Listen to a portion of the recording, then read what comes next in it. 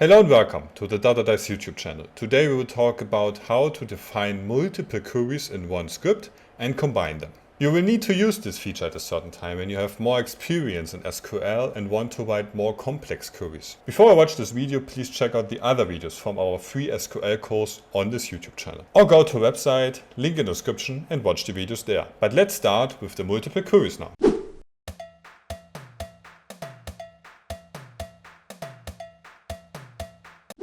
So let's look into the first example. So how are we doing a with? I would just like to start at first with a usual query you can write. So let's say we want to have select station ID. As I said, how you want to format your query is something you can decide. There's no big rule behind, except for sure, so select at the beginning, from afterwards, where, below, from, and so on. So this is important.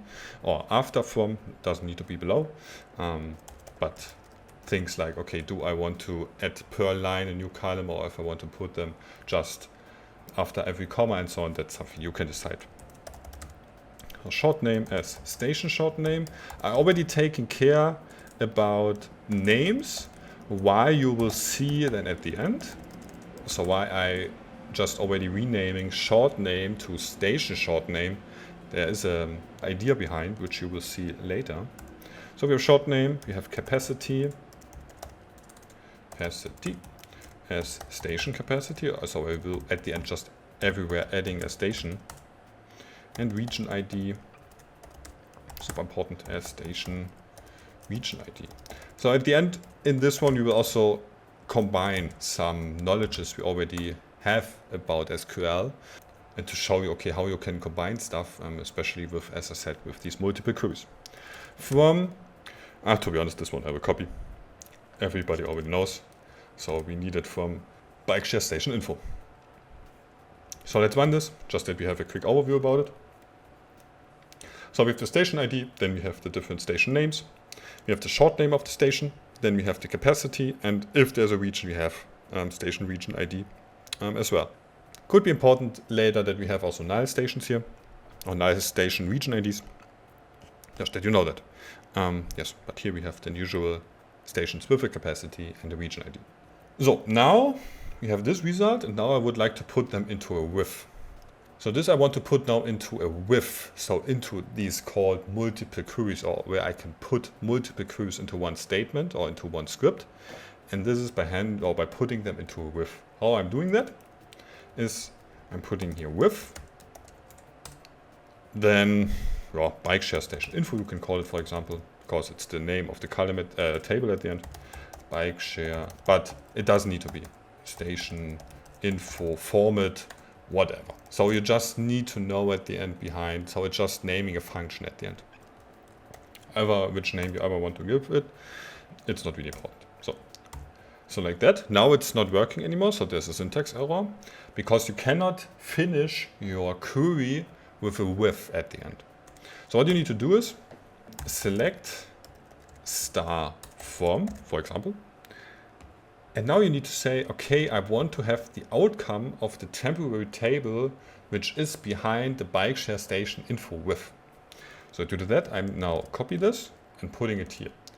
I just want to have all the columns, all the values from this with at the end. So and then with that at the end, just from this query. So to do that, when I'm now executing this, or when I'm executing this, there's no difference. Maybe just except of the ordering, due to that we have no order by here. Due to that it's randomly chosen from BigQuery. So due to that it could be that different, but doesn't even look like that here as I see. That's it. So you say with, then the name of your with at the end, as always need to be there, also the brackets, and then select, and then doing your usual query at the end. Now I would like to add a second with. Super important. What I need to do is, when I adding after a with a new with, I need to dividing them with a comma. So I'm adding a comma. Super important. Now it's not working anymore. Why that? I will come into it in a second. Now I give the next with a new name. I do not need to write with again. I also cannot write with again. So now I can say BigQuery regions as And now in these brackets, I can put my next query, which is at the end, and a temporary table again. So select region ID and name as region name. Here as well, I already taken care of the names. That's not getting frustrating at the end. Let's copy that one. I will just change for sure the name of the table. Even that would be possible. So you can access 2 times the same table. Doesn't work in this case because there are different column names. But at the end you could do it. So you can say bikeshare station info, you can do it. Even afterwards in other withs or in the final query then, in this one, you can even take 2 times the bikeshare regions with statement, 2 times, so the temporary table, and making magic with it. Possible. So this one I would just like to change to bikeshare regions. So now it's a valid query, as I said. So after the last with, then comes the final query, which is then at the end executing and also showing in BigQuery. This is the one where you cannot put a comma in front. So here there should not be a comma anymore afterwards. So in this place here, super important. But every time when you're adding or starting a new with, you always need to add the comma. So I can still executing exactly this query. The bikeshare regions is absolutely not important for us because at the end we are getting the data here, but we are not doing anything with it in the last SQL query. So quite important. And now we have 2 temporary tables which are basically active, doing the script is running or doing the script is executing. Now we can use them. And now we can say select star from bikeshare station info. So here we are already getting the values of the first query. Now you can say, okay, and this one, bikeshare regions, I want to join to it. So left join, always using a left join, as I said already. Then bikeshare regions. And now we're doing the same join operations as you know already from our video before, where we covered the join functionalities. So we're doing left join, bikeshare regions on, and then bikeshare station info dot region start region ID station region ID, yes, station region ID equals bikeshare regions dot regions ID. If you are maybe just in general for joins as well, could be that I said this already in the other video. If you in the keys here setting as at first this table, so the first one, the from one, or the table of the right side, so this one, not important. You can also exactly switching it, there is no difference. I've just decided for myself that I always would like to take on the left side of the equals of the key comparison at the end, the table from the from, but that's just as usually as well for the columns. This I would like to put into separate rows at the end.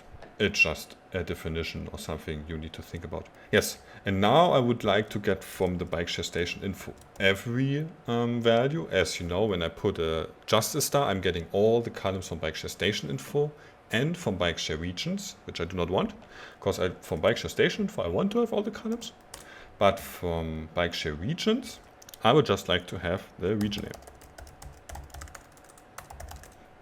And now we can check, is it getting green? Okay, let's see. Yes, so there we are. So it's working. And for sure, here we have no station region ID, so it's null. Region name is also null, makes sense. But then here we know, okay, station region ID 3 is San Francisco.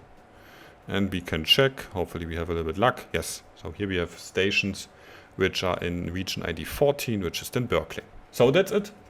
So with that, you can easily prepare your data in front with different withs. You can also in a with accessing again another with and so on, and then using them at the end as regular tables at the end. But as I said, so in BigQuery, they're just saved temporarily. So in this case, just this table is saved in a way. These 2 tables not really. Okay, so let's take a look into our order data. So just doing a second example, a bit different, but same kind of same kind of idea with taking the withs. So we are already starting with the with order item as.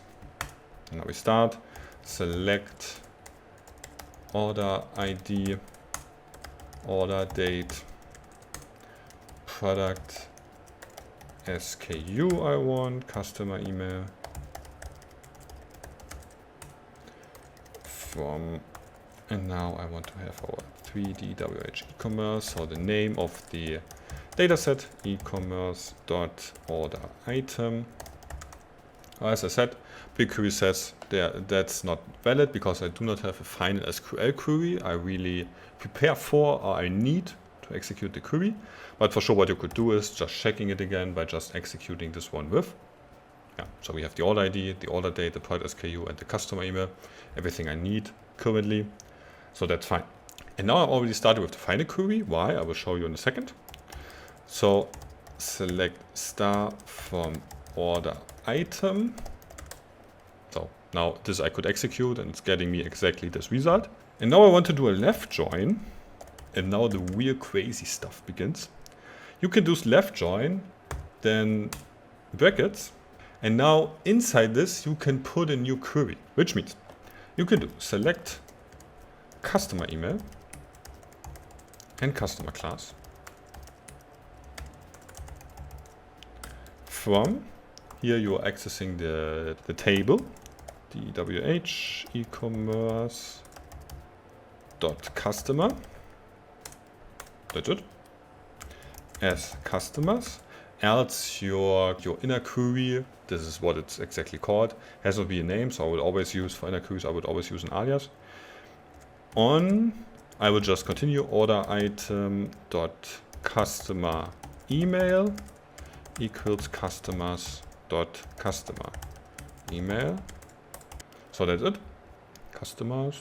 Also, I would just like to call this customers. So yes, and now here same kind of thing. Order item. I want to have everything, but from customers, I just would like to have customer class. Comma. Yes. So yes. So we setting kind of a with, or better to say it's an inner query. We are choosing from the customer table, the customer email and the customer class. This is also something you can do. So I could put this information as we did in the query before. We could put this into another a with or in another temporary table, or we just put it here in brackets and executing it right away here. At the end, again, just a formatting thing. There is, I would say, nothing you can just do with a with or stuff you can just do with an inner query. At the end, you can do everything with both. So it's again just more a format thing you need to think about what you would like to do, in which case you would like to use which option and so on and so on. But yes, so as the other one, you can also execute this one and it's working. So, and here you are getting per customer email, you are getting the customer class, that's it. You are joining them as usual, order item, customer email. Here you have your customers alias from the inner query, customers.customer email joining by these, and then you hopefully getting per order ID, per SKU, the customer email, the customer class. For a lot of customers, we do not have a customer class, but for some we have. Okay, bad example, so let's easily fixable by just saying, okay, where customer class is not null. Even that we already covered in another video where we discussed some filter values in the where statement, so super important.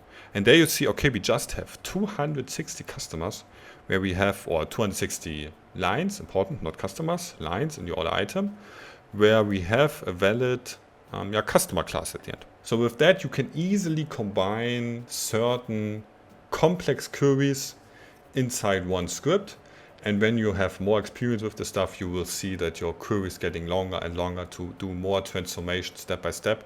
The with has two important facts or two important aspects. Once you are structuring your data, but you can also prepare them step by step, which is more easily when you have a certain state, it's accomplished, and then you're making a new with and you're starting a new phase in your whole transformation process by using a new with. These so-called with statements are super important to structure your complex code the right way. Every query inside a with is a temporary table.